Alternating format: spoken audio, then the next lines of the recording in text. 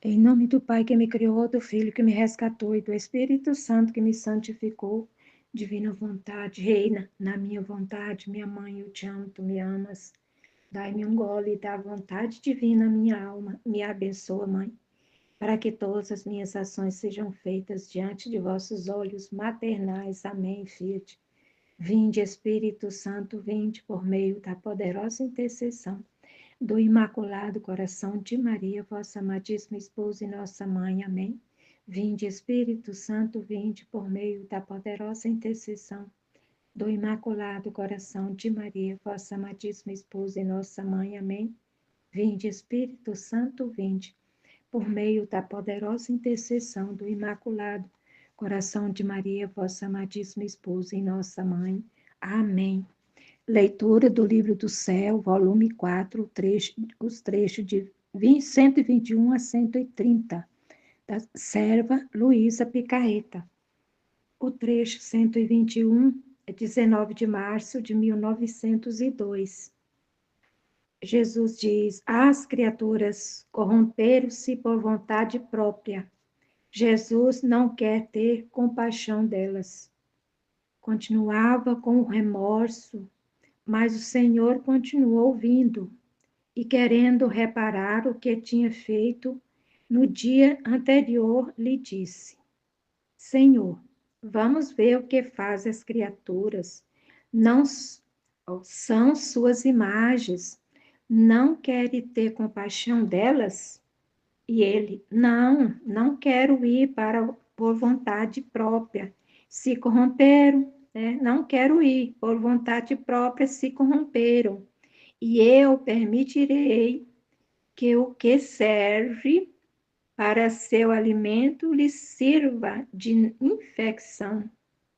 Queres ir tu a ajudar, a consolar, a fazer alguma coisa? Veja, mas eu não. Assim deixei o meu amado Jesus e fui no meio das criaturas. Ajudei alguém a morrer e depois vi de onde vinha o ar infectado e fiz várias penitências para afastá-lo. E depois voltei e continuava a fazer-se ver o bendito Jesus, mas sem silêncio. O trecho 422, 23 de março de 1902. O apoio da verdadeira santidade é o conhecimento de si mesmo. Depois de ter esperado muito, veio meu docíssimo Jesus e me disse: Minha filha, o apoio da verdadeira santidade está no conhecimento de si mesmo. E eu: sério? E ele: certo, porque o conhecimento de si mesmo desfaz a si mesmo e apoia tudo no conhecimento que adquire de Deus. De modo que seu agir é o mesmo obrar divino, não ficando mais nada do próprio ser. Depois acrescentou: quando o interior se embebe, se ocupa tudo de Deus e de tudo que a ele pertence, Deus se comunica todo si mesmo à alma, mas quando o interior se ocupa agora de Deus, agora de outras coisas, Deus se comunica em parte à alma. O trecho 423, os trechos que são pequenininhos. 27 de março de 1902. Ensinamento de Jesus acerca da justiça. Encontrando-me fora de mim mesma, procurava o meu docíssimo Jesus. E enquanto girava, o vi nos braços da rainha mãe.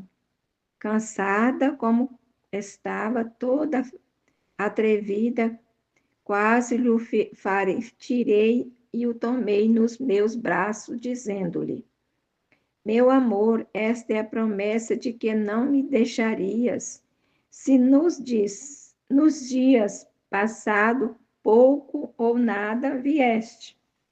E ele, minha filha, estava contigo, só que não me viste com clareza. Estava com ela, mas não via ele com clareza. E além disso, se teus desejos tivessem sido tão ardente de queimar o véu que te impedia de me ver, certamente ter-me-ás visto, né? Então, se o amor dela ardesse tanto em fogo, teria queimado o véu que estava impedindo que ela visse, né? De enxergar ele.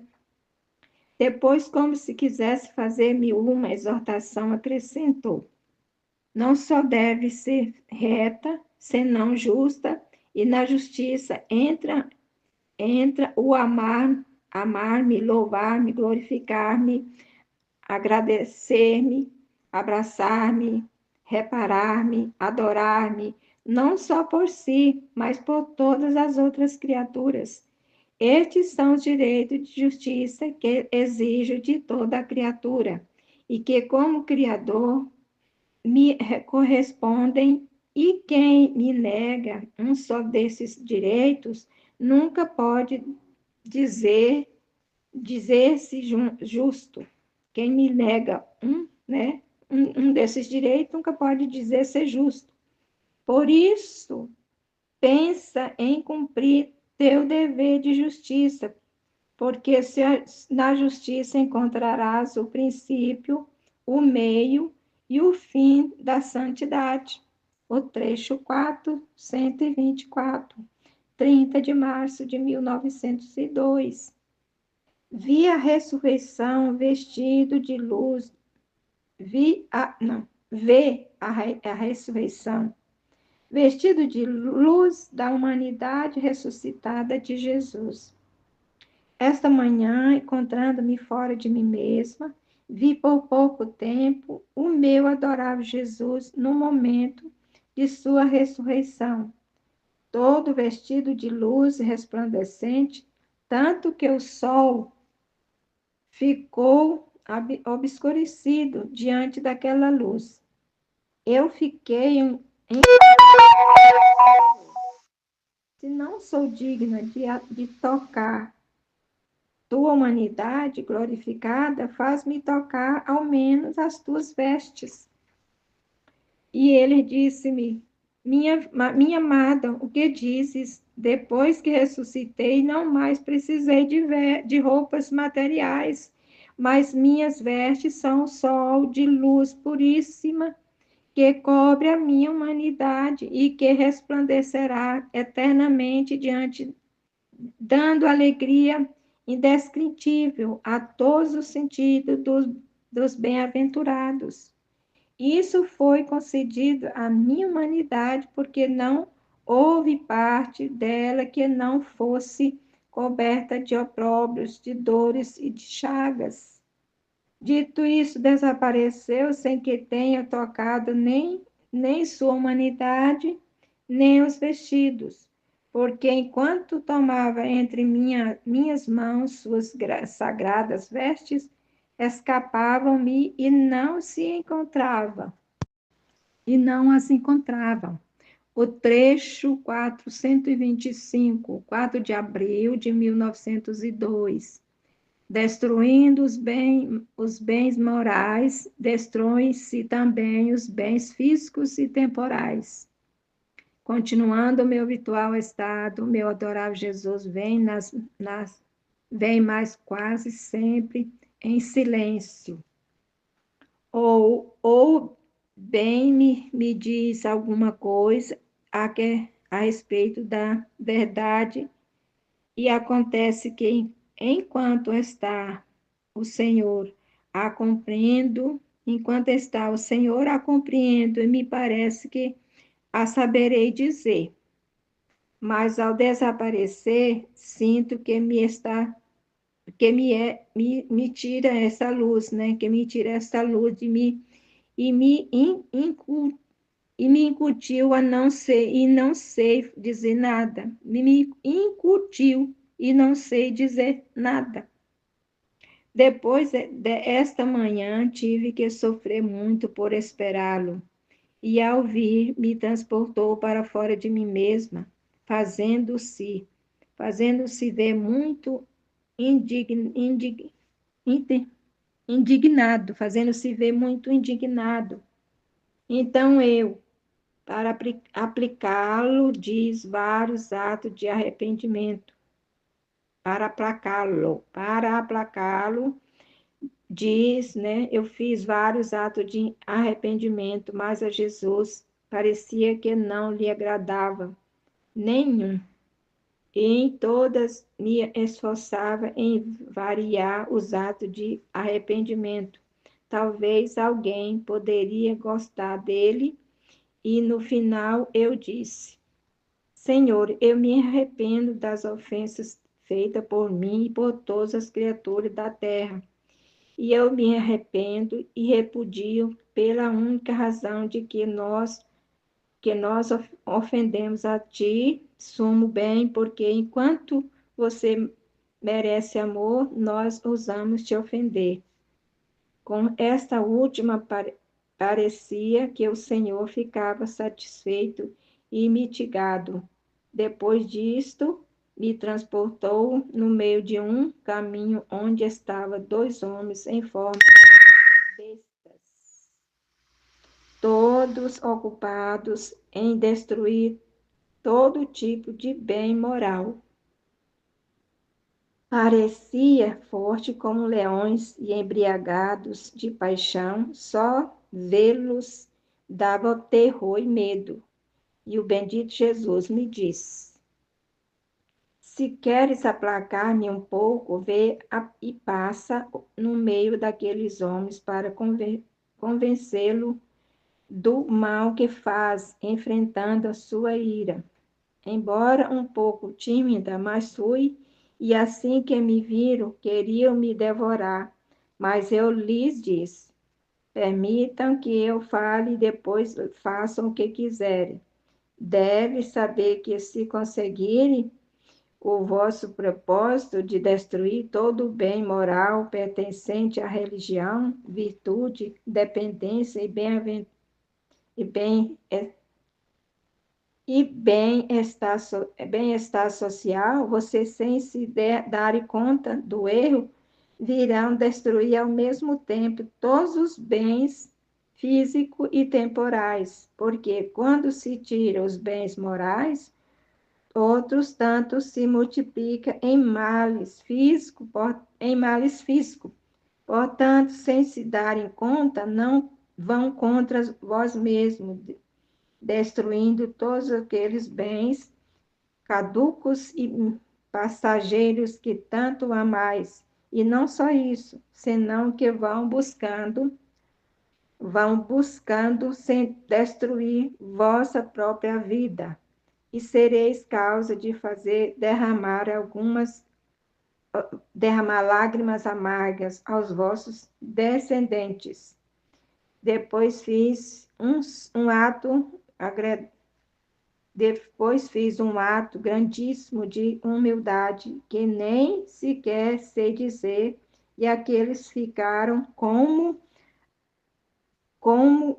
a quem passa o estado de loucura, e tão fraco que nem sequer tinha força de me tocar. Assim passei livre e compreendia que não há força que não resista, que possa resistir, não há força que possa resistir à força da razão e da humildade. O trecho 426, 16 de abril de 1902. Modo de reprimir as paixões. A importância dos primeiros movimentos delas. E esta manhã, meu adorável Jesus não vinha, então eu, não vendo vir, disse: O que estou fazendo nesse estado se o objeto que me encantou não vem mais? É melhor acabar logo com isso. Enquanto dizia isso, meu doce Jesus veio por pouco e disse-me: Minha filha, todo ponto está em reprimir os primeiros movimentos Se a alma está atenta a isso, tudo irá bem, senão aos primeiros movimentos não reprimidos sairão fora as paixões e romperão a força divina, que como perto circunda a alma para tê-lo bem guardada e afastada pelos inimigos que sempre buscam insinuar, que os inimigos que sempre buscam insinuar e danificar a pobre alma, mas se assim que os adverte, entra em si mesmo, humilha-se, arrepende-se com coragem, põe remédio. A força divina se fecha de novo em torno da alma, mas não põe remédio. A força divina já foi quebrada, dará lugar a todos os vícios. Por isso, está atenta aos primeiros movimentos, pensamentos, palavras, que não sejam retos e santos, porque se escapa os primeiros, não é mais a alma que reina, mas as paixões. Se quer que a força não se deixe só instante. O trecho 427, 25 de abril de 1902. A cruz é sacramento. Esta manhã me encontrei fora de mim mesma, e depois de ter ido em busca do meu doce Jesus, o encontrei, mas em atitude tão lamentável que me fazia quebrar o coração. Tinha as mãos chagadas, tão contraídas pela aspereza da dor que não se podia tocar. Eu tentei tocá-lo para poder esticar-lhes os dedos e curar as chagas, mas não consegui porque o bendito Jesus chorava pela forte dor. Então, não sabendo o que fazer, e tenho estreitado lhe tenho dito, amante meu bem, desde faz, amante meu bem, deste faz tempo não me participa, quanto tempo faz que não me participa das dores de tuas chagas? Talvez por isso se tem exacerbado tanto, portanto, peço-te que me faças partícipe de tuas penas, assim, sofrendo, eu se, eu se por, eu me poderão, né? Sofrendo eu, se poderão mitigar teus sofrimentos.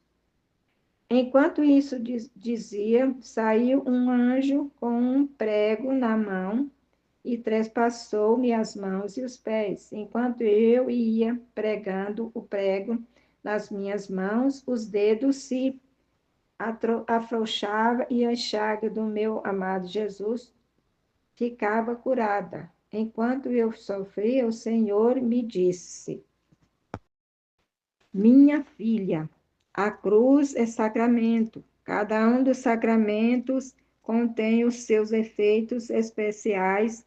Um tira a culpa, outro só confere a graça, outro une com Deus, outro doa a força.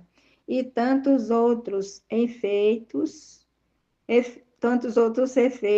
agora só a cruz contém todos juntos. Esses efeitos produzidos na alma com tal eficácia de a tomar em pouquíssimo tempo, tornar em pouquíssimo tempo semelhante ao original de onde saiu. Depois disto, como se quisesse descansar, retirou-se de dentro de mim. O trecho 4, 28, 128. 29 de abril de 1902. Quem quer Quem quer todo a Deus deve dar tudo a Deus. Esta manhã, o meu adorável Jesus veio por pouco tempo dizendo-me: minha filha, que tudo que quer de Deus deve dar-se tudo a Ele mesmo, tudo a Ele mesmo, a Deus. E parou sem me dizer mais nada. Então eu o vi perto de mim e disse: Senhor, tem compaixão de mim. Não vês como tudo está árido e seco? Parece-me que me tornei tão seca como se jamais tivesse tido nem gota de chuva. E ele, melhor assim, você não sabe que quanto mais a lenha está seca, tanto mais fácil o fogo a devora e a converte em fogo. Basta uma única faísca para acendê-la, mas se está cheia de humores, se não está não bem seca, é preciso grande fogo para acendê-la e muito tempo para convertê-la em fogo. Assim na alma, quando tudo está seco, basta um só centelha para convertê-la toda em fogo, fogo de amor divino. E eu, Senhor, Senhor, zomba de mim? Certo?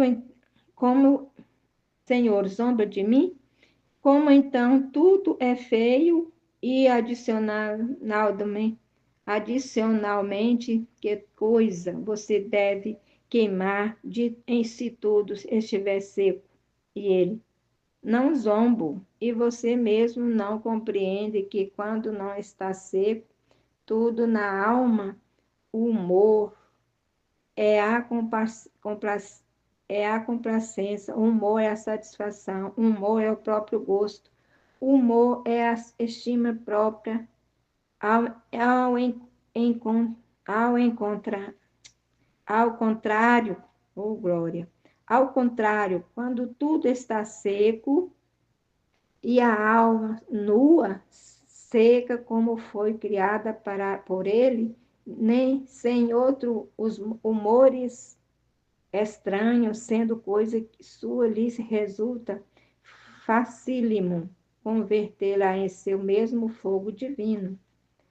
E depois disso, eu lhe indo fundindo hálito, um hábito de paz, sendo conservada esta paz pela obediência interior e custodiada pela obediência exterior, esta paz pare todo a Deus na alma, isto é, todas as obras, as virtudes, os modos do verbo humano, de modo que se descobre nela a sua simplicidade, a humildade, a dependência de sua vida infantil, a perfeição das suas virtudes adultas, a mortificação, a crucificação do seu morrer, mas isso começa sempre quando quem quer todo o Cristo deve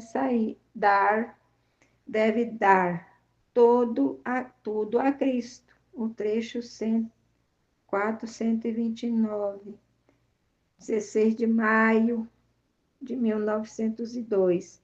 Dois estados sublimes. Esta manhã, depois de ter esperado muito, veio o meu docíssimo Jesus.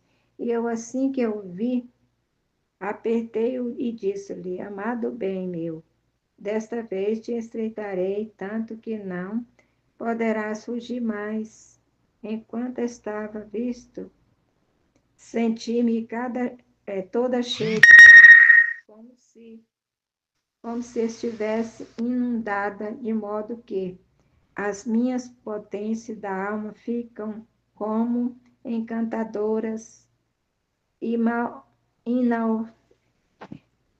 inauditivas, só contemplavam, depois de ter estado um pouco nesta inautiva, mas doce e agradável posição, meu adorável Jesus me disse: Minha filha, às vezes encho a alma tanto de mim mesmo que a alma, perdendo-se em mim, fica ociosa. Outras vezes lhe deixo algumas partes vazia e então a alma, ante minha presença, negocia admiravelmente, prorrompendo em ato de louvor, de agradecimento, de amor, de reparação e demais, de modo que enche com eles aqueles vazios que lhes deixo. No entanto, esses dois estados, ambos são sublimes e se dão reciprocamente a mão. O trecho 430, 22 de maio de 1902. A Santíssima Virgem incita Jesus a fazer sofrer Luísa. Encontrando-me em meu estado habitual, o bendito Jesus não vinha. E ó, quanto tive que sofrer e quantos desatinos disse. É inútil dizê-lo. Então, depois de ter me cansado muito, senti que havia uma pessoa próxima a mim, mas não lhe via o rosto. Estendi a mão para encontrá-lo e senti que tua cabeça estava apoiada sobre meu ombro. Desmaiado, e o vi e reconheci meu doce Jesus. Me parecia desmaiado pelos tantos desafios que havia dito, por isso, assim que eu vi que voltava em si, não sei quantos outros disparates lhe queria dizer. Mas Jesus disse-me: acalma-te, acalma-te.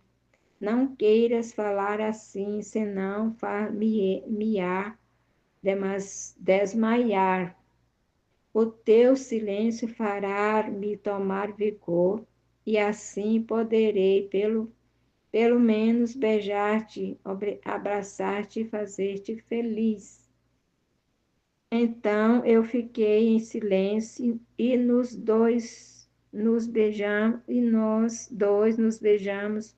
Muitas vezes Jesus me fazia tentar demonstração, tantas, né? Fazia tantas demonstrações de amor, mas não sei explicar. Depois disso, me encontrei fora de mim mesma e buscando ao amado de minha alma, não encontrando, levantei os olhos ao céu.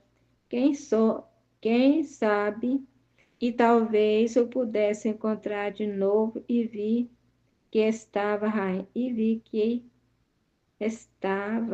a rainha mãe de Jesus, virado de costas, furor, virado de costa, que discutia e como não queria fazer caso à mãe, por isso estava virado de costa, todo cheio de furor, e parecia que da boca lhe saía o fogo de sua ira.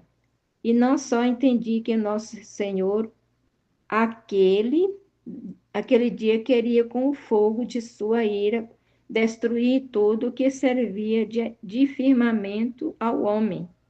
E a Santíssima Virgem não queria, e Jesus dizia: mas em quem hei de libertar esse fogo aceso de minha ira? E a mãe dizia: estar com quem podes desabafar, apontando para mim. Não vês que ela está sempre disposta a amar-nos? Jesus, ao ouvir isso, virou-se para a mãe como se tivesse concordado chamar os anjos, dando a cada um deles uma centelha daquele fogo que saía de Jesus, e eles levaram-nas a mim, pondo-as na boca, pondo-as uma na boca e outras nas mãos, nos pés e no coração. Eu sofria, sentia-me devorar, amargar por aquele fogo, mas sentia-me resignada a suportar tudo. O bendito Jesus e a mãe era espectadora dos meus sofrimentos. E Jesus parecia, de algum modo, calmo. Enquanto eu estava nisto, encontrei-me em mim mesma e estava o confessor para me chamar à obediência, como o habitual. Mas em vez de me chamar à obediência, pôs a intenção de me fazer sofrer a crucificação. Jesus participou-me do seu sofrimento e parecia que o confessor tinha completado a obra iniciada pela Rainha Mãe. Seja tudo para a glória de Deus e seja sempre o bendito. Glória ao Pai, ao Filho e ao Espírito Santo, como era no princípio, agora e sempre. Amém. Jesus, eu confio em vós.